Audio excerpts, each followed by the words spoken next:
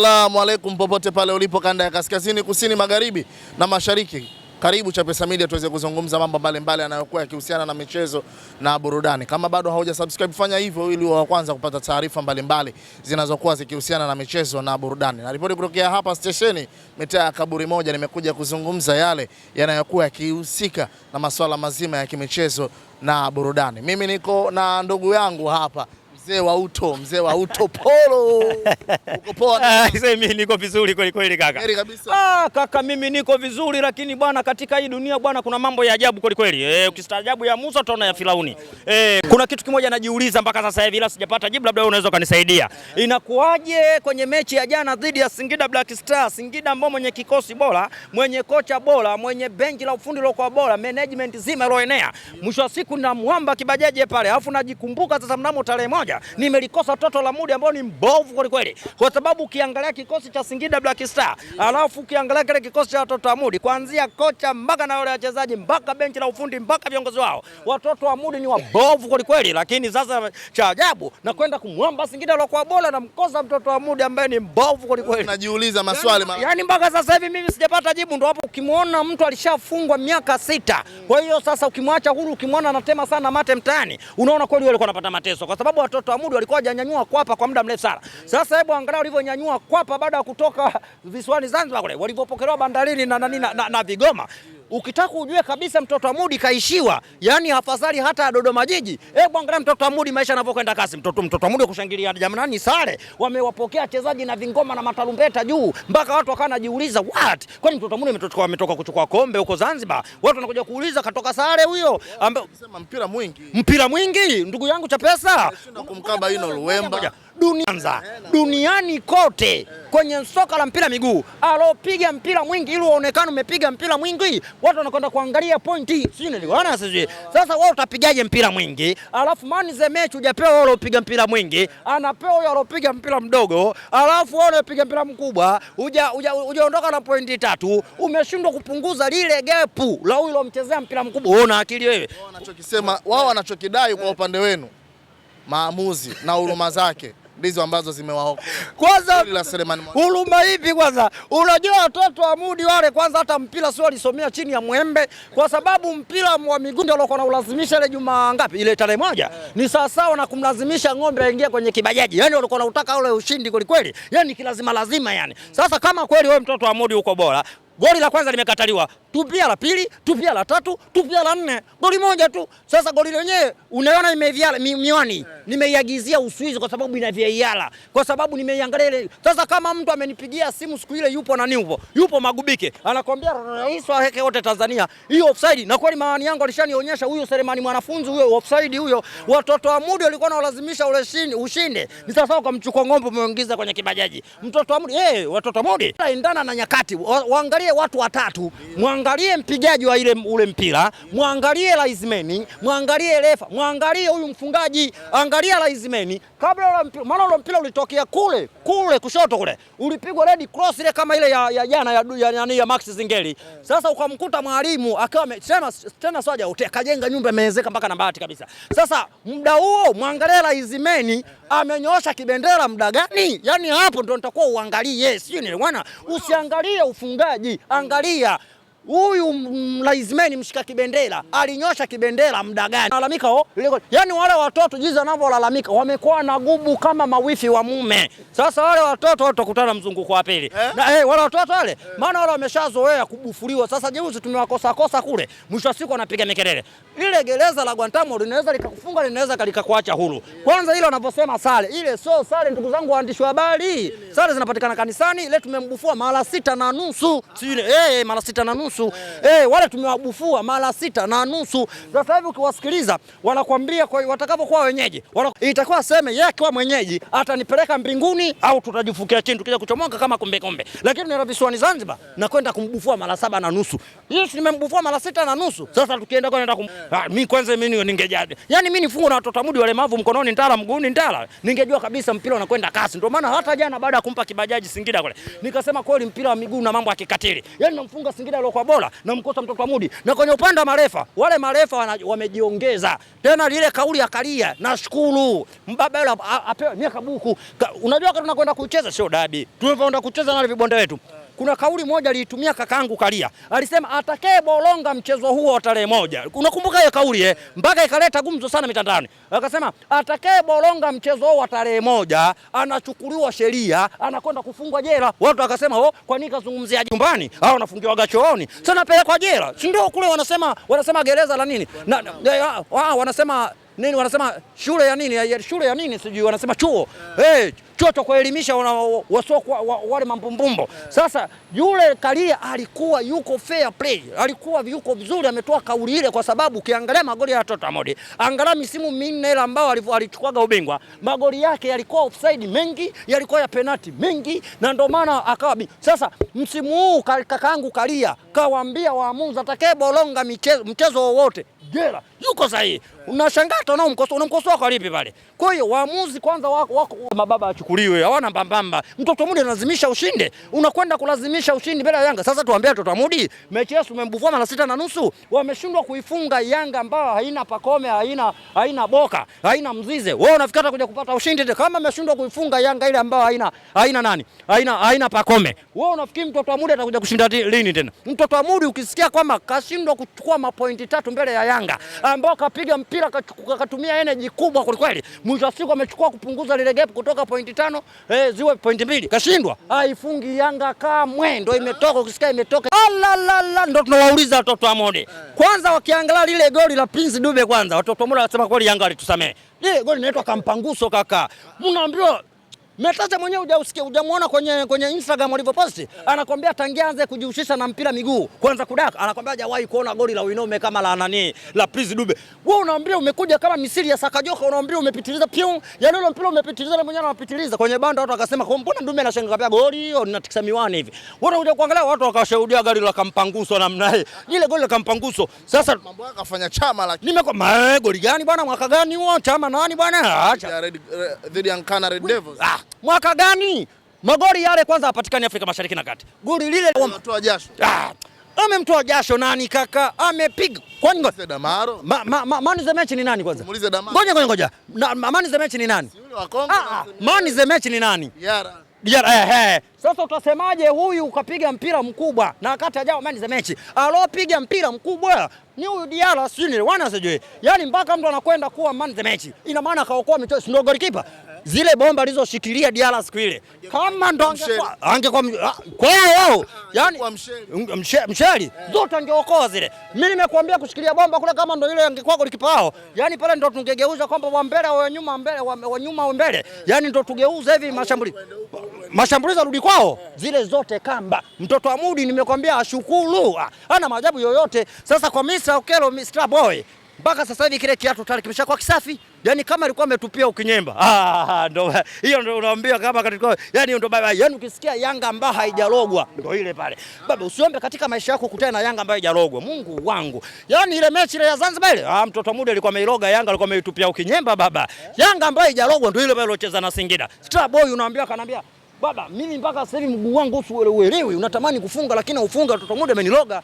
Naomba Dube niseme katika magoli ambayo yenye lawama duniani kote, magoli ya penalti. Wengi wachezaji mastaa wengi penalti waga nazikimbia. Wewe unaambiwa wewe na golikipa, wewe na nyavu, mashabiki, viongozi wanakuangalia wewe. Ndio maana unaangaliaga wengi sana. Mpira wa penalti mawili unaweza ukabamsi kwenye milingoti 3 ama 2 ukampopoa hata golikipa mwenyewe kaudaka, ama 3 unaweza ukapopoa mapela. Lakini angalia ile penalti unaambiwa alivyoipiga kisuperstar kwa kweli, goli la Winome kaka. Watoto wa Mudi ndio wauliza kwao.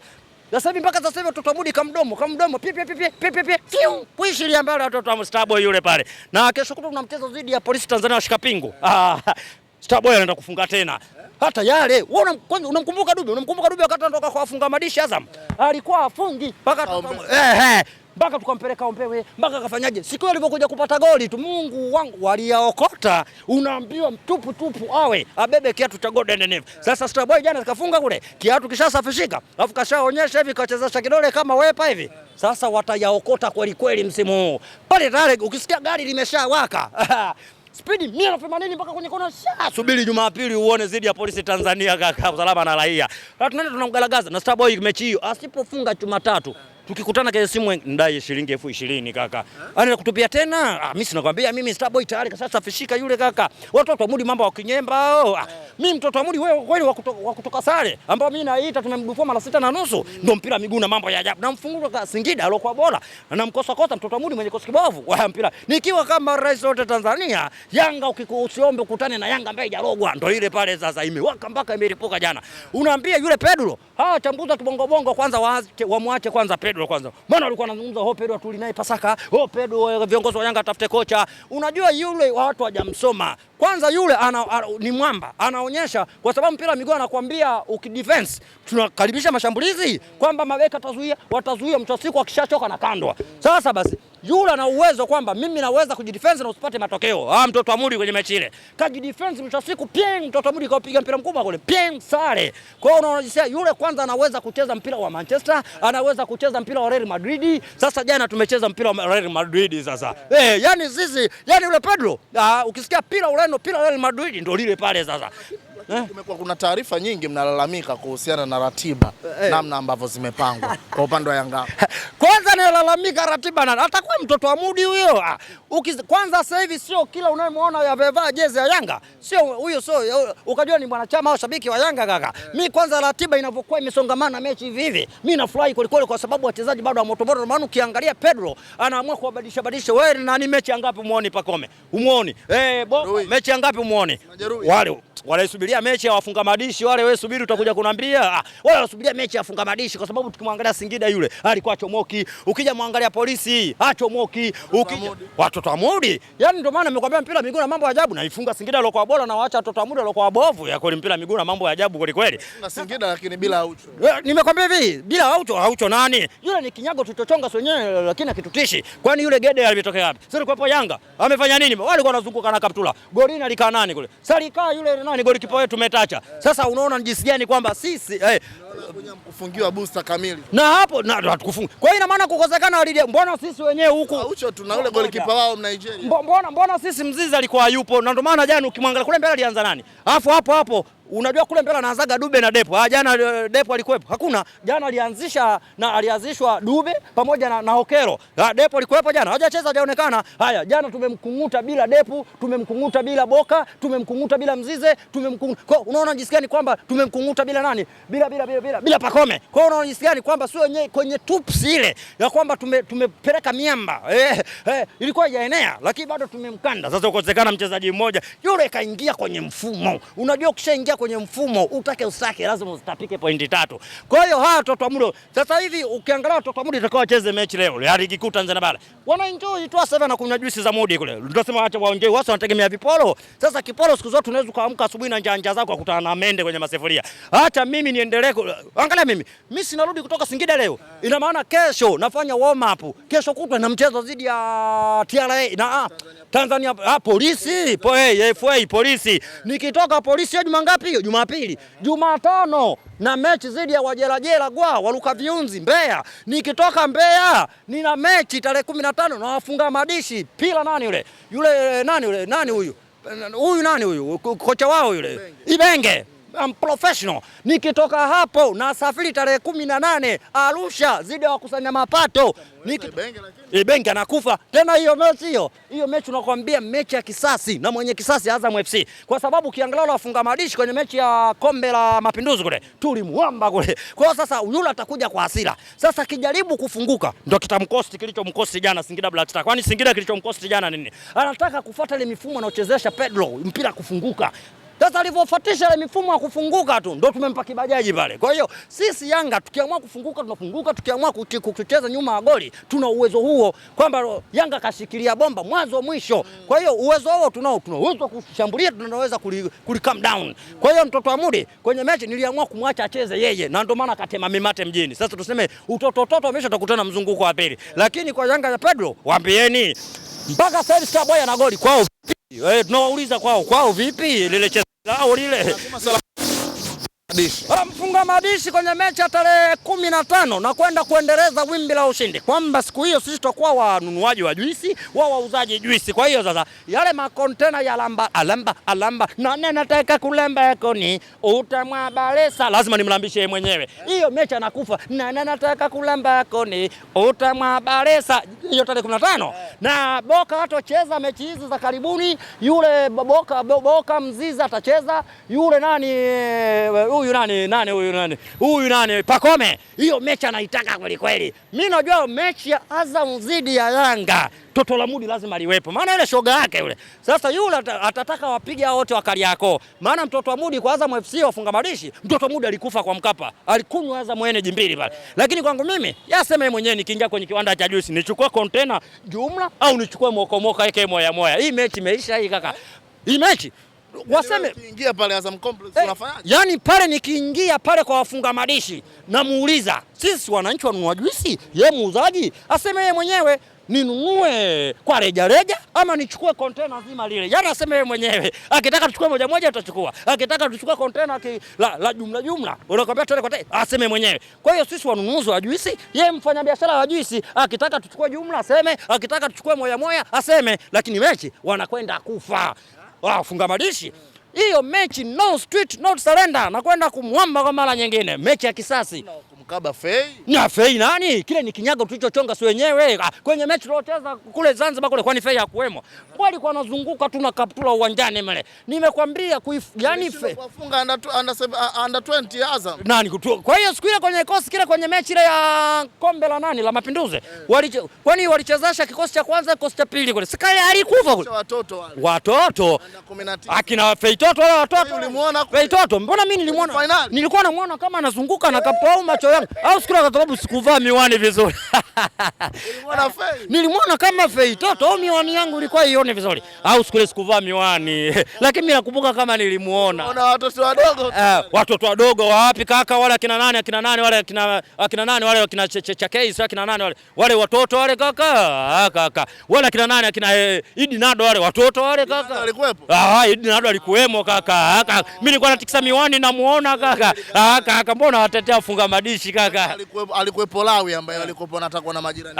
Lawi kashaisha, sio yule alikuwa mchezaji wa Coast Union na Fei Toto alikuwemo mle. Wewe kuona vizuri wewe. Sasa waambieni hata kama sikumwona, lakini mimi najua nilimuona. Sasa kwenye mechi waambie waweke full squad. Na akifunguka kama Singida Black Star anaenda kufa. Yaani ukifunguka mbele ya Yanga ndio unapasuka nyingi. Huyu nisipomgea kibajaji au Flive, nataka nikamsimikie mnala mle kiwandani ile matengeneza juice on zinasoma kabisa bwana, hizo katoni mbili, hiyo imejaa, hiyo imepungua. Kaka anaenda kufa hiyo mechi kaka. Hiyo tarehe 15 waacha tuenjoy na Starboy kwanza. Shukrani sana.